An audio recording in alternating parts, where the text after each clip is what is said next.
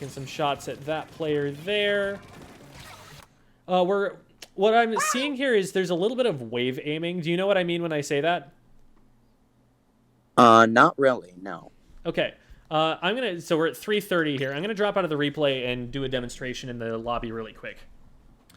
So this is something that it's going to take time to unlearn, but what happens a lot when people are still, getting used to the motion aim and the motion controls is they will start with their aim off the target, start firing, realize they're missing, and start to move their aim and over adjust.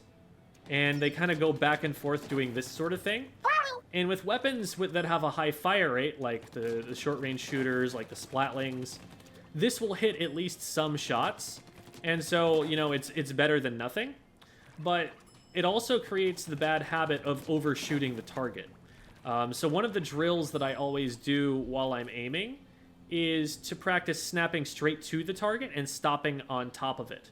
So instead of doing this and having to readjust in the middle of it and go back and forth like that, I'm going straight to it and stopping, dead on the target. That's something to, gradually get used to doing. See, there I overshot, and so whenever you do practice it and you overshoot by mistake, slow down so that you get it perfect this time. So even if you're starting and just doing this sort of thing and going that slowly, that's better than trying to go fast and wiggling around and doing all this sort of stuff and not really having your aim on the whole time. So in your aim drills, I would definitely recommend, just, while you're in between matches, waiting for stuff, something that you can do to help you practice is to, get back at a distance with the Hydra where you'd be aiming from and do this sort of thing, going from target to target, just keeping your reticle directly on. That time I overshot, so I want to slow down a little bit from where I was. Still overshot, slowing down a little more. And just do this thing until you're pretty consistent with it, and then you can start speeding it up.